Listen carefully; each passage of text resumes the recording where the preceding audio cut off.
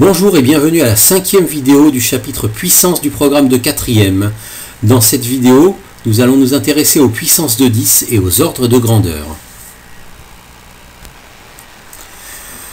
Alors voici un grand tableau à compléter. Donc analysons ce tableau avant de le compléter. Dans la première colonne, j'ai mis des puissances de 10. Vous voyez 10 puissance 0, 10 puissance 1, 10 puissance 2, 10 puissance 3. Et de l'autre côté 10 puissance moins 1, etc. Dans la deuxième colonne, je vais vous demander de compléter la notation décimale, c'est-à-dire combien ça fait 10 puissance 0, combien ça fait 10 puissance 1, 10 puissance 2, etc. Et dans la dernière colonne, je vais vous demander de me trouver le nom de l'ordre de grandeur auquel se rapportent ces puissances. D'accord? Vous voyez, j'ai mis 3 exemples, unité, dizaine, centaine. Donc essayez d'en compléter le plus possible et reprenez à la vidéo ensuite.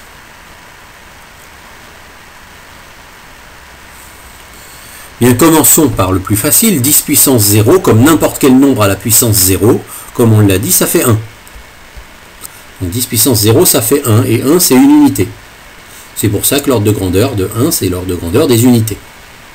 10 puissance 1, lorsqu'on élève un nombre à la puissance 1, c'est comme si on lui faisait rien. 1 ça ne change pas, 10 puissance 1, ça fait 10. Et donc 10 c'est une dizaine, c'est pour ça que l'ordre de grandeur s'appelle l'ordre de grandeur de la dizaine. 10 puissance 2, c'est 10 fois 10, ça fait 100. Et l'ordre de grandeur de 100, c'est une centaine. Voilà. 10 puissance 3, c'est 10 fois 10 fois 10, ça fait 1000. Vous commencez à comprendre comment ça va évoluer. Et 1000, quel est l'ordre de grandeur de 1000 1000, c'est un millier. C'est l'ordre de grandeur du millier. Voilà. Bon, vous devinez ce qu'il y a au-dessus. On va d'abord compléter le dessus, ensuite on s'intéressera à ce qu'il y a en bas. 10 puissance 4, ça fait 10 000. Et c'est de la dizaine de milliers. 10 000, c'est une dizaine de milliers. Maintenant, vous observez, le nombre de zéros. 10 puissance 4, il y a 4 zéros. 10 puissance 3, il y a 3 zéros. 10 puissance 2, il y a 2 zéros. Voilà, c'est un moyen simple pour se souvenir des résultats du calcul de puissance de 10. De la même manière, 10 puissance 5, il y a 5 zéros, ça se lit 100 000, donc c'est de l'ordre de grandeur de la centaine de milliers. 10 puissance 6, c'est 1 million, donc c'est l'ordre de grandeur du million. 10 puissance 7, c'est 10 millions, donc c'est l'ordre de grandeur de la dizaine de millions. De la même manière, 10 puissance 8, c'est la centaine de millions. 10 puissance 9, c'est le milliard. Et j'aurais pu mettre, si j'avais eu la place, la dizaine de milliards et la centaine de milliards. D'accord? Maintenant, 10 puissance moins 1, autrement dit l'inverse de 10. Autrement dit, 1 dixième. 1 sur 10, 1 dixième. 0,1, c'est l'ordre de grandeur du dixième. Comme son nom l'indique, 1 dixième. Dans 0,1, le 1 est le chiffre des dixièmes.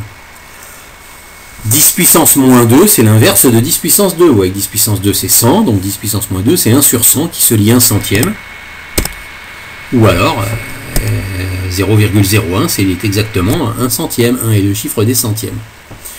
De la même manière, vous voyez, 10 puissance moins 2, vous avez 2 fois le chiffre 0. 10 puissance moins 1, vous avez 1 fois le chiffre 0. Sauf que ça va donner des tout petits nombres très proches de 0 au lieu de donner des grands nombres. D'accord? Donc, de la même manière, on va obtenir la suite. 10 puissance moins 3, 0,001. Et ça, c'est un millième. 10 puissance moins 4, on rajoute un 0. Et ça s'appelle un 10 millième. 10 puissance moins 5, ça va s'appeler un 100 millième. 10 puissance moins 6, ça s'appelle un millionième. 10 puissance moins 7, c'est un 10 millionième. 10 puissance moins 8, c'est un 100 millionième. Et 10 puissance moins 9, voilà, ça s'appelle un milliardième. Et j'aurais pu mettre, si j'avais eu la place, le 10 milliardième ou le 100 milliardième, qui correspondrait à 10 puissance moins 10 et 10 puissance moins 11. D'accord? Donc l'idée, c'est petit à petit d'apprendre à se servir des puissances de 10, au lieu d'écrire des nombres qui ont plein de chiffres, ou des nombres qui commencent par 0,000000, comme ça, qui sont très lourds à manipuler. On va se servir de l'écriture des puissances de 10 pour remplacer des écritures compliquées de nombres qui ont beaucoup de chiffres. Parce que avec les puissances de 10, et avec ce tableau-là que je viens de vous donner, on aura une idée bonne et rapide de ce que sont les ordres de grandeur, des nombres avec lesquels on travaille. Voilà, je vais vous demander maintenant, de la même manière, d'évaluer l'ordre de grandeur de chacun des nombres suivants, c'est-à-dire pour chacun de ces nombres-là, me dire si ce sont des centaines, si ce sont des milliers, si ce sont des 10 millièmes. Allez-y.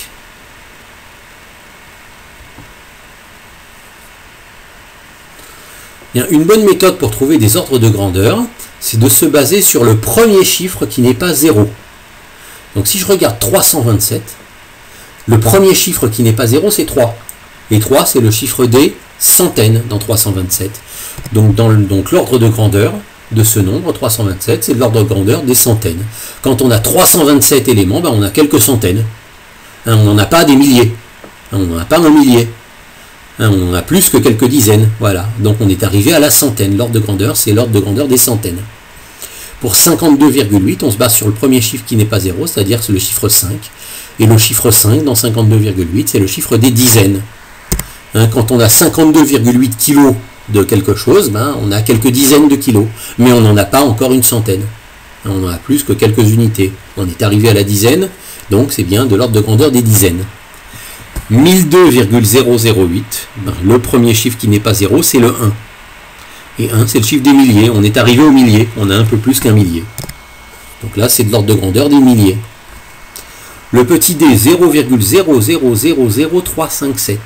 Donc le chiffre qui nous donne l'ordre de grandeur, c'est le premier chiffre qui n'est pas 0. Donc c'est le 3. Donc le 3, c'est le chiffre des quoi? C'est le chiffre des... On va compter après la virgule, dixième, centième, millième, dix millième.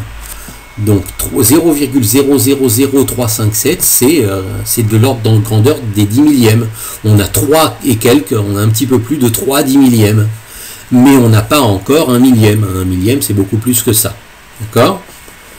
Le petit 1,0000, etc., 2, ben, c'est une unité, c'est presque 1. Hein. C'est une unité, on a dépassé, hein, on a juste un tout petit peu dépassé l'unité. Donc c'est de l'ordre de grandeur des unités. Le petit f, comment se lit ce nombre-là? 5 milliards 284 millions 257 462. Autrement dit, 5 milliards et quelques. D'accord? Environ 5 milliards. On est arrivé à l'ordre de grandeur des milliards. Hein, ensuite, il y a quelques millions, quelques centaines de milliers, mais bon, ça c'est moins important. Si on doit chiffrer la population d'un pays, ben, on ne vous dira jamais exactement un nombre à l'unité près, hein, parce que ça change tout le temps, mais on sait que c'est environ quelques milliards, quelques millions, enfin milliards, aucun pays n'a cette population-là. On vous donnera que les premiers chiffres du nombre, et on vous dira, voilà, un nombre pareil, on dira c'est un peu plus 1 milliard. Et le petit g, donc le chiffre qui va nous intéresser, c'est le premier chiffre qui n'est pas 0, c'est le 9. Et quelle place occupe-t-il? Est-ce que c'est la place des dixièmes, des centièmes, des millièmes? Ben, on va compter. Eh bien, c'est la place des 100 millionièmes. Hein, donc le 9, il y a 900 millionièmes, mais on n'arrive pas encore tout à fait à un 10 millionième. D'accord? Donc ce nombre-là est de l'ordre de grandeur des 100 millionièmes. Il est important, quand on voit un nombre, de savoir évaluer quel est son ordre de grandeur. Ça va beaucoup nous aider dans la vidéo suivante quand on verra la notation scientifique. Et donc les puissances de 10 servent à calculer des ordres de grandeur. Mais les puissances de 10 sont aussi des puissances comme les autres. Et comme les autres puissances, elles obéissent à des lois de puissance. Donc là, je vais vous demander, sachant que j'appelle M et N deux nombres dont je ne connais pas la valeur et qui peuvent être de n'importe quelle valeur, de compléter les égalités suivantes en vous aidant des lois de puissance que nous avons vues à la vidéo précédente. 10 puissance m fois 10 puissance n, là je reconnais que j'ai un produit de puissance de même base, et dans ce cas-là, j'additionne les exposants. Donc ça, je conserve la base, 10, et j'additionne les exposants m plus n. Donc ça va me donner 10 puissance m plus n. Donc lorsque vous avez ceci sur les puissances de 10, exactement comme on l'avait vu à la vidéo précédente sur n'importe quelle autre puissance, vous additionnez les exposants. 1 sur 10 puissance n, alors 1 sur ça veut dire inverse 2, et inverse 2 10 puissance n, on a vu dans une vidéo précédente que ça se note 10 puissance moins n. Ce sont deux lois à connaître sur les puissances de 10. Maintenant, une autre loi sur les puissances de 10 que nous n'avons pas vue, parce qu'elle n'est pas au programme de 4e, sur les puissances quelconques. Donc je vais vous demander de mettre la vidéo en pause et de réfléchir à quel serait l'exposant qui manquerait. Vous avez une idée? Ben vérifions là. On a 10 puissance 6 qu'on élève à la puissance 2. Ben, puissance 2, ça veut dire multiplié par lui-même. Donc puissance 2, ça veut dire que j'ai 10 puissance 6 fois 10 puissance 6. Et là, quand j'ai 10 puissance 6 fois 10 puissance 6, qu'est-ce que je reconnais? Ben, je reconnais la loi qui me dit que quand j'ai des puissances comme ça de même base, je peux additionner les exposants. Donc ça, en fait, c'est 10 puissance 6 plus 6, autrement dit 10 puissance 12. Voilà. Donc, comment j'aurais pu savoir avant que c'était 10 puissance 12 avec le 6 et le 2? Comment je peux obtenir 12 avec le 6 et le 2? Ben oui, 12 c'est 6 fois 2. Donc je vais multiplier les exposants. Donc quand j'ai une puissance à l'intérieur d'une autre puissance, je multiplie les exposants. Et de la même manière, est-ce que vous pourriez donc compléter les exposants qui manquent dans ces trois calculs-là?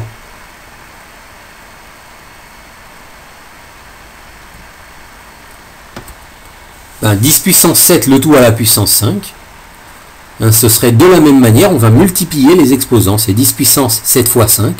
Autrement dit, 10 puissance 35. Hein, c'est un nombre absolument gigantesque. C'est 1 avec 35 zéros derrière. Hein, on va pas, c'est un nombre qui est tellement grand que jamais on l'écrirait sous forme décimale, 1 avec 35 zéros derrière. Il vaut mieux l'écrire 10 puissance 35. C'est beaucoup plus facile à manipuler, c'est un nombre qui est tellement grand qu'il est beaucoup plus facile à manipuler sous forme de puissance. 10 puissance 4, le tout à la puissance moins 2. De la même manière qu'on a fait précédemment, on multiplie les exposants. Donc là, l'exposant qui manque, c'est 4 multiplié par moins 2. Donc quand on multiplie des nombres relatifs, la règle des signes me dit que positif fois négatif donne négatif, donc 4 fois moins 2, ça fait moins 8. Le résultat, c'est 10 puissance moins 8. 10 puissance moins 8, c'est un tout petit nombre, c'est un 100 millionième. D'accord? Donc 10 puissance 4 élevé à la puissance moins 2, ça me donne un résultat extrêmement petit. Ensuite, 10 puissance moins 3 à la puissance moins 8. De la même manière qu'auparavant, je multiplie les exposants l'un par l'autre. Quand on est à une puissance à l'intérieur d'une autre puissance, on multiplie les exposants. Donc je vais faire moins 3 fois moins 8. Et je vais obtenir le résultat de l'exposant qui me manque. Moins 3 fois moins 8, attention, d'après la règle des signes de calcul de multiplication des nombres relatifs, moins multiplié par moins, ça donne plus, donc moins 3 fois moins 8, ça me donne plus 24. Donc le résultat, c'est 10 puissance 24. Vous voyez, ce nombre-là qui donnait l'impression d'être tout petit, parce qu'il y avait des exposants négatifs, en fait, c'est un nombre gigantesque. C'est 10 puissance 24, c'est 1 avec 24 zéros derrière. Voilà.